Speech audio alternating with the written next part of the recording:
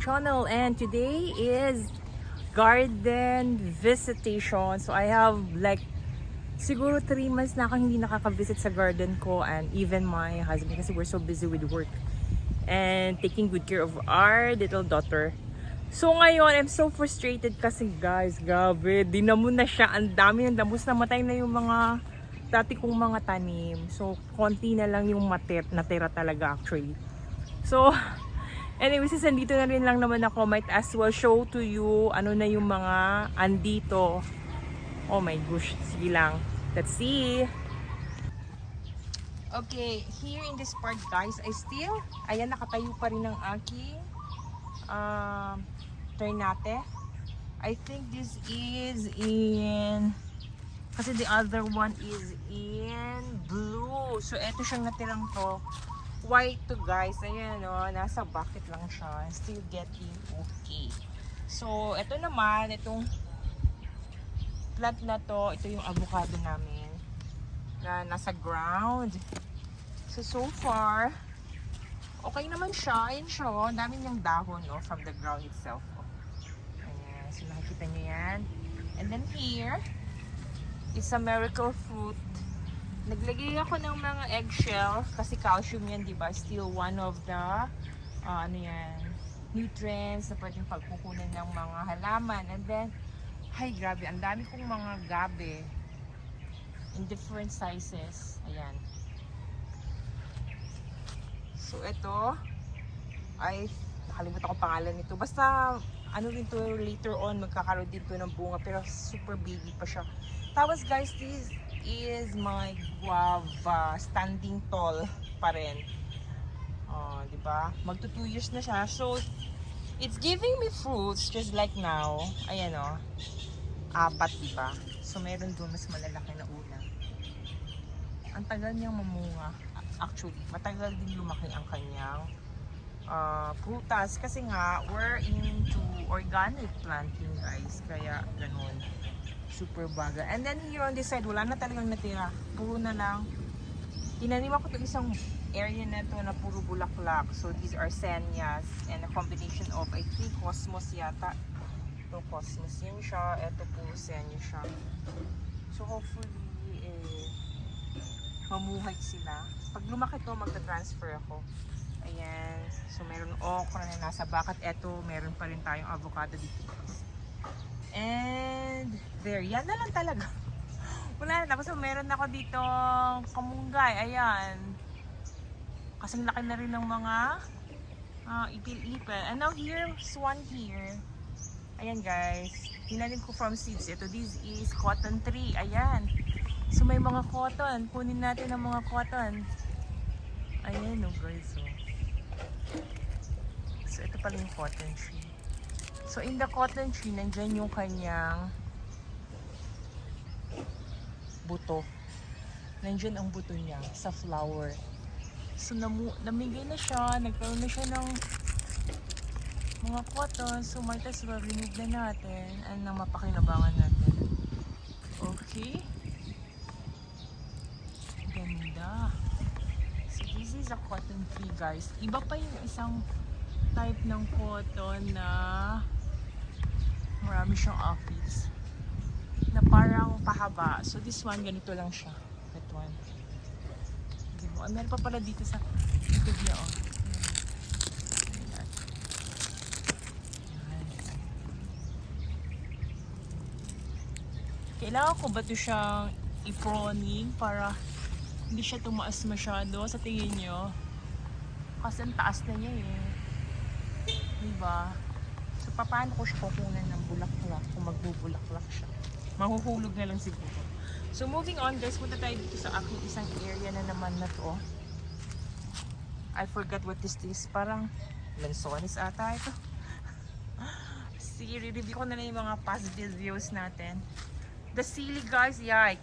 Look at my sili. Meron pa rin naman, pero kukunti na lang yung bunga. Kasi talagang napabayaan ang garden namin. So, eto yung aking pomegranate.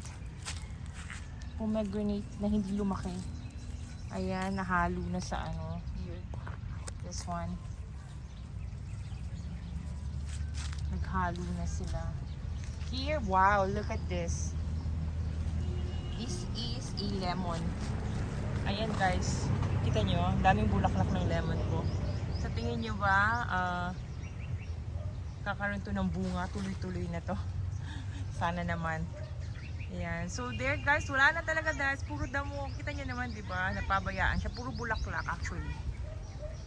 Ayan. So here, avocado din yan. Ito we have here Colites na green ang color. Okay. Here I still have the rose.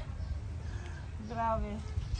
Tapos here, wala na talaga. Here we have still the mango here guys. Ayan. Yan ang mango ko. Dami ko pang gagawin. Vanilla bean. It's very big. Kailangan to siya ng support.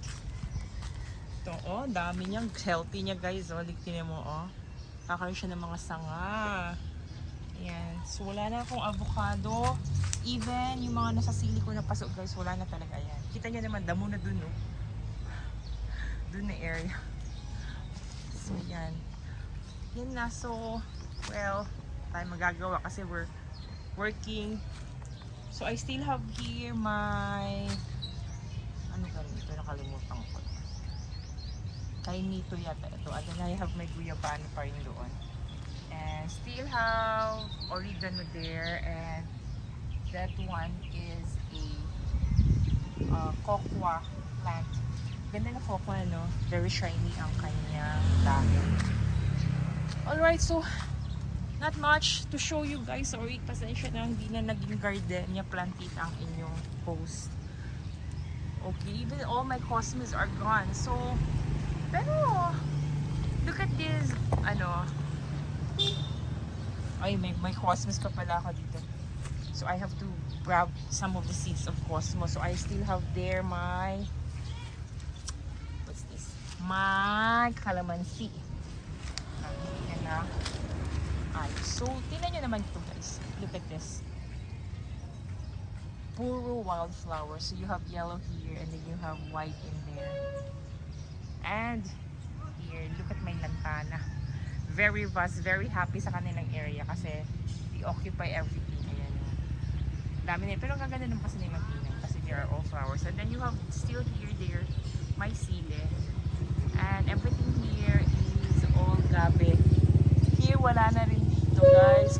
Yung flower ko dito na red and white yata noon, wala na, natabunan na kasi pinutulan ni Habi yung passion fruit kasi matagal siya mabuha, tapos ang dami niya, ang kapal niya guys. So here naman guys, still we have cocoa there, oh. They're still okay. Cocoa. So wala na yung paminta ko, namatay ang paminta ko. So I have to buy another. Wala na. So wala talaga kaming time kasi mag-ginis. If you're working and you have this hobby pa, tapos you cannot do it naman din talaga consistently on weekend, wala rin talagang mangyayari. Ayan. So yun na nga guys, very frustrating, di ba? Kasi kayo kung if you have started the garden before, kasi ang dami, may mga kamote, may mga kamatis, no? So now it's hindi na siya as before. Pero sige lang, pag I got time, I will again visit here. So siguro ang gagawin ko, I will just like concentrate in one place, just like here. Kasi may mga ready na siya ng mga garden bed na maliliit. So dito muna tayo mag-concentrate. Siguro what we'll do is, I'm gonna do here is that siguro this part here is flowers and then here all vegetables there. So I'm just filling them all with soil. So ito nga lagay ko lang ng soil, yan o. So papantayin natin doon. Ayan. Wala siyang laman kasi wala talaga siyang tinanim na seeds. So here din, kasi sayang naman yung area. So dito muna ako magpapakoncentrate for now guys. Dito na area. Ayan, with my cotton plant, may palay, sorry, may kamunggay, yeah. So may, tinan yung mulberry namin, ang taas na rin ng mulberry namin, pero still wala pa rin yung bunga guys. So I think I have to prune that one. Wala na rin kaming papaya, ito na lang. Yung mga old papaya na ito na ang liliit, pero kailangan na rin ito putulin. So I have to plant na rin siguro. So grabe, ang dami pang gagawin ulit. Back to parang zero ulit tayo. Ayan, Tingnan ito nakabakit na to na okra na to. Look, standing tall, right? Mas malaki pa siya dun sa nasa ground. Ito. Siguro kasi mataba yung lupa nito.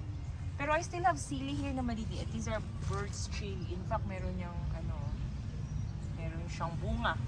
Ayan, so here, yan na siguro guys ang gagawin natin. So we have to focus on this area. We will clean this up. So hopefully tomorrow na naman makakapunta na naman ako dito. Yeah, so gagawin ko is I will be planting seeds muna sa bahay. Papatubo tayo and then lilipat natin dito sa ating garden. Ayan. So, hopefully, marami tayong magagawa sa mga susunod na araw. And, that's it everybody. Thank you for watching. Have a nice day. Bye-bye.